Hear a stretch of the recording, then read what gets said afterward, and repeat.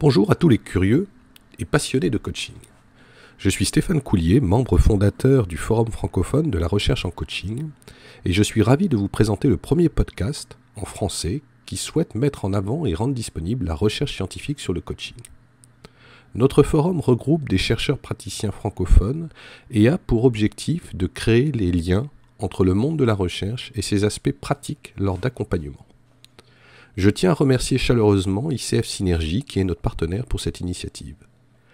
Aujourd'hui, c'est Olivier Guérin, coach professionnel et membre du FFRC, spécialisé dans les dynamiques de résonance et dans l'accompagnement de personnes à haut potentiel, qui va nous présenter un article récent de Roger Noone, paru en 2018 dans la revue International Journal of Evidence-Based Coaching and Mentoring.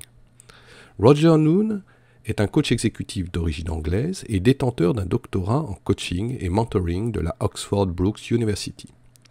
Alors Olivier, de quoi parle l'article que tu as choisi ?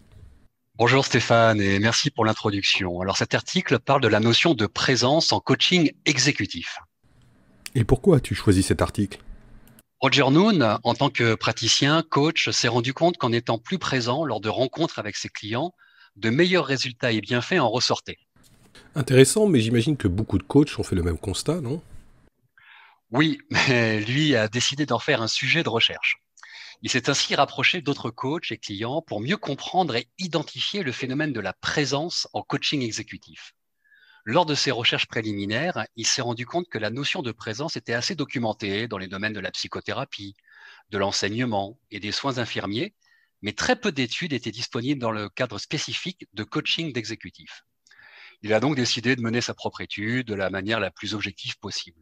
Alors pour ce faire, il a réalisé une série de rencontres avec un groupe de clients exécutifs et de coachs seniors afin de mettre à jour des facteurs et des comportements tangibles liés à cette notion de présence. Les questions posées étaient les plus ouvertes possibles, mais cherchaient à obtenir des réponses précises et permettant une analyse approfondie. Et qu'est-ce qui est ressorti de sa recherche ? Alors, à partir de 36 éléments identifiés au cours de l'étude, il a retenu 5 points clés relatifs à la présence en coaching exécutif. Le premier, être présent donne le sentiment d'être énergique et vivant. Le deuxième, pour que le coaching soit efficace, le coach doit être présent. Le troisième, être présent engendre la confiance. Le quatrième, être présent signifie se sentir connecté à son intuition. Et enfin, le cinquième, la présence aide à la compréhension. Un autre facteur intéressant observé, surtout en cette période de Covid et de coaching à distance, a été le suivant. Je peux être présent tout aussi facilement que je sois au téléphone ou en face à face. Ainsi, la notion de présence s'étend au-delà de l'environnement physique direct. Si je comprends bien, l'étude de Roger Noone démontre que la présence est un facteur clé de l'efficacité d'un coaching exécutif. Oui, tout à fait, Stéphane. En effet, l'étude a le mérite de démontrer factuellement, tant chez les coachs que chez les clients, l'importance de la présence, facteur clé de prise de conscience majeure lors de coaching. Intéressant, et quoi d'autre ? À partir de son étude, Roger Noone a créé un modèle appelé C2 pour représenter la dynamique de présence du coach et du client lors des rencontres d'accompagnement. Alors, ce modèle permet de mettre en lumière de manière explicite les facteurs clés et aspects de la présence. Le premier aspect représente un continuum sur lequel le coach et le client évoluent suivant 2 modalités. Modalité 1, être présent à l'environnement, à l'ici et maintenant. Le client et le coach sont conscients de ce qui se passe dans le bureau et de leur état interne. La deuxième modalité, c'est d'être absorbé par et avec ce qu'il se passe, en lien avec la notion de flow du psychologue Csikszentmihalyi, où la notion de temps disparaît.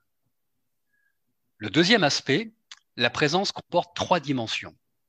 Une première dimension interne, qui a la conscience du coach, du client d'être présent, avec un esprit ouvert, calme, connecté à leurs ressentis et intuitions, ressentir un bien-être hors temps.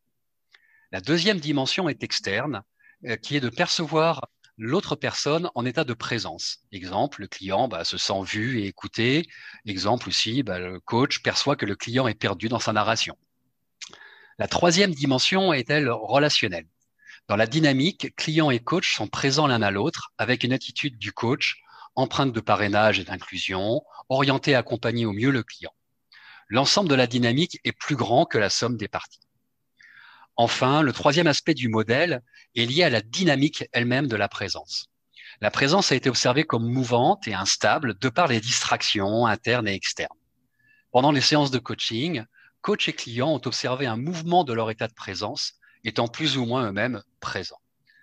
Leur état influençant plus ou moins celui de l'autre dans un schème d'interdépendance. Mais finalement, Olivier, que révèle vraiment ce modèle C2 ? Alors, ce modèle révèle particulièrement qu'il y a des conditions favorisantes à la présence tant chez le coach que chez le client. Certaines attitudes telles que l'ouverture d'esprit, l'écoute, la compassion, le respect, l'empathie, ainsi que certains comportements décidés tels que changer de posture physique, un focus sur la respiration, se sentir grounded. Le plus important est que ces conditions peuvent être cultivées et apprises avec de la pratique.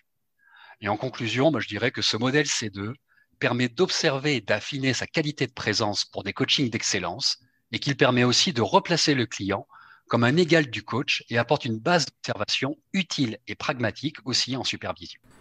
Merci Olivier pour l'ensemble de ces explications et d'avoir pris le temps de décortiquer l'article de Roger Noon. J'ai quelques questions pour toi. Tout d'abord, concernant le modèle C2 que tu nous as présenté, qu'est-ce qui t'a particulièrement intéressé dans ce modèle ? Alors, comme tout modèle, Stéphane, celui-ci a le mérite de définir un cadre et de mettre à jour de manière explicite des facteurs clés favorisant la présence. Il peut servir ainsi de repère pour le coach concernant sa qualité même de présence.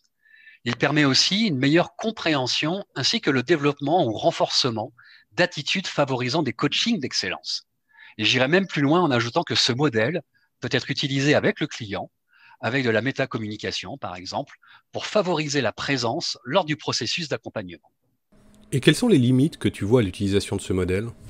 Et là encore, comme tout modèle, celui-ci est une simplification de la réalité qui sert avant tout de repère quant à la qualité de présence en coaching exécutif. C'est au coach, d'après ses observations et utilisation du modèle, de développer des comportements favorisants. Et ce modèle C2 n'indique aucune orientation particulière en ce sens. De ce fait, j'invite chaque coach et auditeur à jauger par eux-mêmes de la pertinence, de l'utilité et de l'intégration de ce modèle et de nous faire part de leurs commentaires. Aussi, Roger Noon l'a évoqué en fin de son article, sa propre perception et expérience de la présence a pu altérer ses observations et donc la création de ce modèle. Merci Olivier d'avoir pris le temps de nous partager ta lecture de l'article de Roger Noon. Merci évidemment à tous nos auditeurs d'avoir écouté notre balado, en espérant qu'il vous aura plu. Si c'est le cas, n'hésitez pas à vous abonner à notre chaîne podcast, à le partager et à mettre 5 étoiles. Vous pouvez également nous laisser vos commentaires ou nous contacter. Nous nous ferons un plaisir de vous répondre. Au nom de toute l'équipe du Forum francophone de la recherche en coaching, à bientôt pour continuer à repousser les frontières entre la recherche en coaching et ses aspects pratiques sur le métier de coach.